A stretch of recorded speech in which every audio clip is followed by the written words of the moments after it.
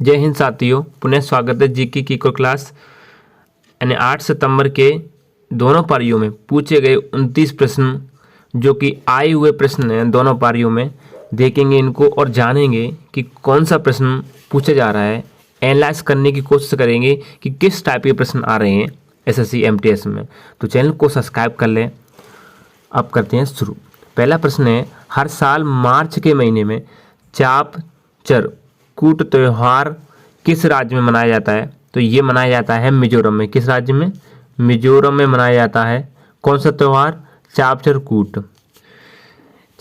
त्योहार मनाया जाता है मिजोरम में। कब? मार्च के महीने में, जून कृषि के बाद में। दूसरा प्रश्न है, अमीबा में सबसे प्राथमिक कोशिका कौन सी होती है? तो इसमें तो एक ही कोशिका होती है। अमीबा ये होता है जो कि एक कोश की जीव होता है, तो इसमें तो एक कोशिका ही होती है। तीसरा प्रश्न देखते हैं, कौन सा भारतीय शहर 2023 स्क्वैश विश्व कप की मेजबानी किया? यानी कौन से भारतीय शहर ने? तो ये चेन्नई ने किया था, जो कि तमिलनाडु में है। तमिलनाडु की राजधानी चेन्नई है। चेन्नई में स्क्वैश विश्व कप का आयोजन किया गया था 2023 में। चौथा सवाल पूछा गया था, भारतीय राष्ट्रीय कांग्रेस की प्रथम महिला अध्यक्ष कौन बनी? तो एनी बेसेंट बनी थी भारतीय राष्ट्रीय कांग्रेस की प्रथम महिला अध्यक्ष। चौथा सवाल पूछा गया था। अब देखते हैं इससे आगे पांचवा कौन सा, विंग्स ऑफ फायर, यानी ये सवाल पूछा गया विंग्स ऑफ फायर पुस्तक के लेखक कौन है? तो एपीजे अब्दुल कलाम है। APJ Abdul Kalam wings of fire पुस्तक के लेखक। अब इससे आगे देखते हैं छठवां सवाल। छठवां प्रश्न पूछा, प्रत्येक राज्य में एक राज्यपाल होगा, इसका प्रावधान किस अनुच्छेद में? यानी राज्यपाल का अनुच्छेद पूछा गया था। तो अनुच्छेद राज्यपाल का है 153, यानी 153 अनुच्छेद है, जो कि प्रत्येक राज्य में एक राज्यपाल होगा। ये प्रश्न पूछा जा रहा है। देखो, राष्ट्रपति और राज्यपाल के दोनों जितने भी अनुच्छेद हैं उन सभी को याद कर लें, क्योंकि राष्ट्रपति और राज्यपाल से एक प्रश्न पूछा जाता है अनुच्छेद से। सातवां सवाल, स्वर्ण जयंती ग्राम स्वरोजगार योजना किस वर्ष शुरू की गई? तो ये 1999 में की गई थी, स्वर्ण जयंती ग्राम स्वरोजगार योजना। अब देखते हैं आठवां प्रश्न पूछा, राठवा नृत्य किस राज्य से संबंधित है? तो ये पूछा गया था, जो गुजरात से संबंधित है राठवा नृत्य। नौवां प्रश्न पूछा, अजमेर शरीफ किस प्रसिद्ध सूफी संत की दरगाह है? तो ये मोहिनुद्दीन चिश्ती की दरगाह है अजमेर शरीफ। 10वां प्रश्न, भारत में आर्म्स एक्ट किस वर्ष लागू किया गया? जो कि 1878 में किया गया था आर्म्स एक्ट। अब देखते हैं इससे आगे 11वां सवाल, सबसे बड़ा, यानी भारत का पूछा गया था, ये भारत का सबसे बड़ा जलप्रपात कौन सा है? तो कुंचिकल जलप्रपात है भारत का सबसे बड़ा जलप्रपात। अब देखते हैं 12वें सवाल में देखते हैं।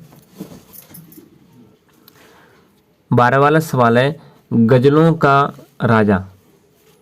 राजा किसे कहा जाता है? यानी गजलों का राजा किसे कहा जाता है?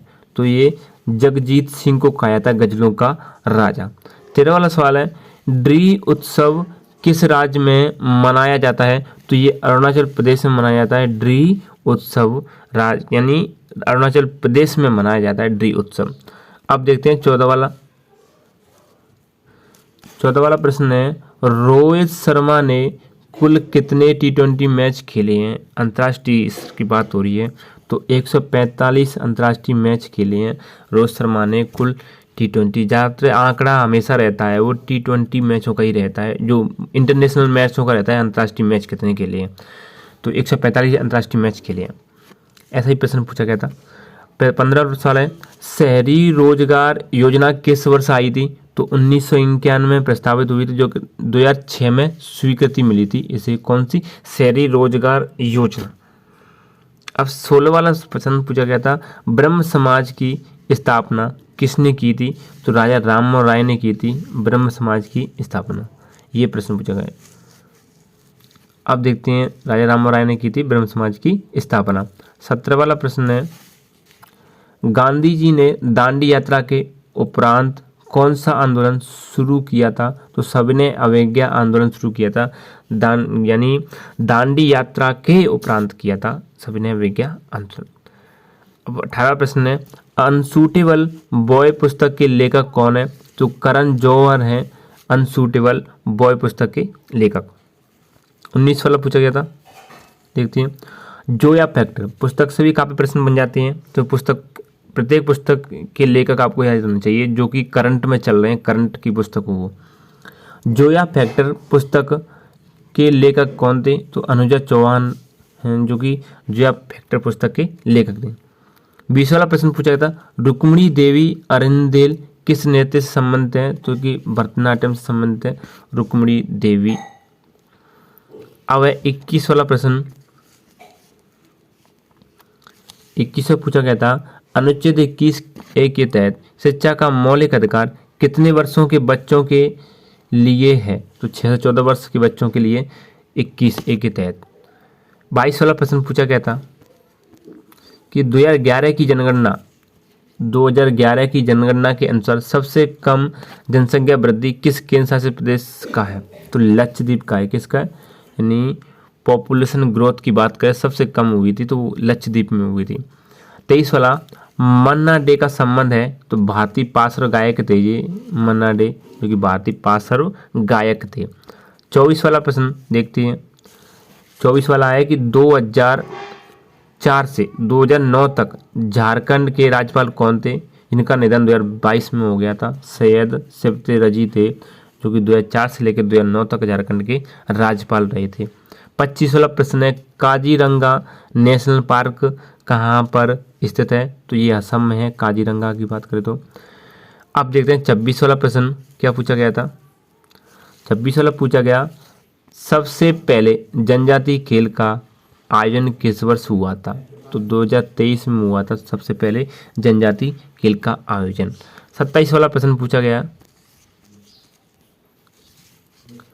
उत्तरी अमेरिका और दक्षिणी अमेरिका के बीच कौन सा महासागर है? तो पनामा का स्थल डमरू मध्य है जो कि उत्तरी अमेरिका और दक्षिण अमेरिका का बीच जो महासागर है।